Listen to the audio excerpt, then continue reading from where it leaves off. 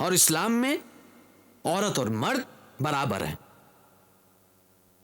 اور ایک حدیث کے مطابق جس کا ذکر ہے صحیح بخاری میں جلد نمبر 8 کتاب الادب میں باب نمبر 2 حدیث نمبر 2، ایک شخص حضرت محمد صلی اللہ علیہ وسلم کے پاس آیا اور آپ سے اس نے پوچھا کہ اس دنیا میں کون ایسا ہے جو حقدار ہے سب سے زیادہ میری محبت اور خدمت کا؟ اور نبی نے فرمایا تیری ماں. آدمی نے پوچھا اس کے بعد؟ نبی نے فرمایا تیری ماں. آدمی نے پوچھا اس کے بعد کون؟ نبی نے تیسری بار فرمایا تیری ماں. آدمی نے پوچھا اس کے بعد کون؟ تب نبی نے فرمایا تیرا باپ. مختصر یہ کہ 75% یعنی بچوں کی محبت اور خدمت کا پونا حصہ صرف ماں کے لیے ہے. 25% یعنی پاؤ حصہ محبت اور خدمت کا باپ کے لیے ہے. مختصر یہ کہ ماں کو ملتا ہے سونے کا تمغہ، اس کو ملتا ہے چاندی کا تمغہ، اور اسی کو ملتا ہے تانبے کا تمغہ، اور باپ کو صرف تسلی بخش انعام سے ہی کام چلانا پڑتا ہے. یہ ہیں اسلام کی تعلیمات.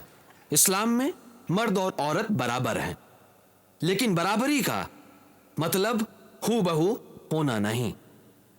بہت ساری غلط فہمیاں ہیں، خاص کر جب اسلام میں عورت کی بات ہوتی ہے.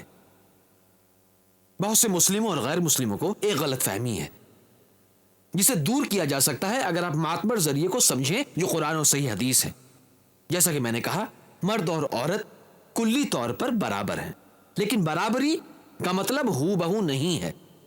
میں آپ کو ایک مثال دیتا ہوں کہ اگر طلبہ کی ایک جماعت میں دو طلبہ طالب علم اے اور بی دونوں اول آتے ہیں اور دونوں کو ملتے ہیں 100 میں سے 80 نمبر، لیکن اگر آپ جوابی پرچے پر غور کریں اس میں 10 سوال ہیں، ہر سوال کے لیے 10 نمبر. پہلے جواب میں طالب علم اے پاتا ہے 10 میں سے 9 نمبر، طالب علم بی پاتا ہے 10 میں سے 7 نمبر.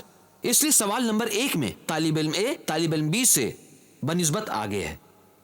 سوال نمبر 2 میں طالب علم بی پاتا ہے 10 میں سے 9 نمبر اور طالب علم اے پاتا ہے 10 میں سے 7. سوال 2 میں طالب علم بی طالب علم اے سے بنسبت آگے ہے. باقی کے 8 سوالوں میں دونوں پاتے ہیں 10 میں سے 8، اور اگر آپ دونوں طلبہ کے نمبر جوڑیں تو دونوں پاتے ہیں 100 میں سے 80. اس لیے اگر آپ دونوں کا تجزیہ کریں طالب علم اے اور بی کلی طور پر برابر ہیں، لیکن کچھ سوالوں کے جواب میں طالب علم اے بنسبت آگے ہے، کچھ سوالوں کے جواب میں طالب علم بی بنسبت آگے ہے، لیکن کلی طور پر دونوں برابر ہیں. اسی طرح اسلام میں مرد اور عورت برابر ہیں. بھائی چارے کا مطلب اسلام میں یہ نہیں ہے کہ صرف ایک ہی جنس کے لوگ برابر ہیں. عالمی بھائی چارے کا مطلب اسلام میں یہ ہے کہ نسل ذات پات کے علاوہ یہاں تک کہ جنس بھی کلی طور پر برابر ہیں. اسلام میں مرد اور عورت برابر ہیں، لیکن کچھ مسئلوں میں مرد کو برتری ہے، کچھ معاملوں میں عورت کو برتری حاصل ہے، لیکن کلی طور پر دونوں برابر ہیں. مثال کے طور پر اگر ایک چور میرے گھر میں گھس آتا ہے، میں یہ نہیں کہوں گا کہ میں عورتوں کے حقوق کو مانتا ہوں، عورتوں کی آزادی میں یقین رکھتا ہوں، اس لیے میری بہن، میری بیوی، میری ماں کو جا کر چور سے لڑنا چاہیے. کیونکہ اللہ فرماتا ہے سورہ نساء میں سورہ نمبر 4 آیت نمبر 34 کہ اللہ نے مرد کو زیادہ طاقت دی، یعنی آدمی زیادہ طاقتور ہے عورت سے. اس لیے جہاں طاقت کا سوال ہے آدمی کو برتری حاصل ہے، کیونکہ ان کو زیادہ طاقت دی گئی ہے، یہ ان کا فرض ہے عورتوں کی حفاظت کرنا. یہاں مرد کو برتری ہے.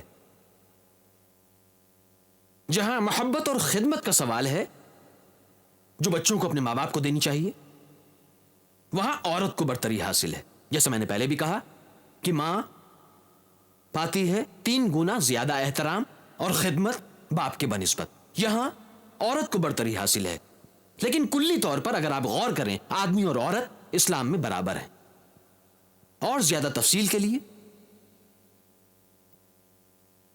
آپ دیکھ سکتے ہیں میرا ویڈیو کیسٹ جس کا موضوع ہے ویمنز رائٹس ان اسلام، ماڈرنائزنگ اور آؤٹ ڈیٹڈ. اس کے پہلے حصے میں تقریر ہے اور دوسرے حصے میں سوال جواب کا دور ہے.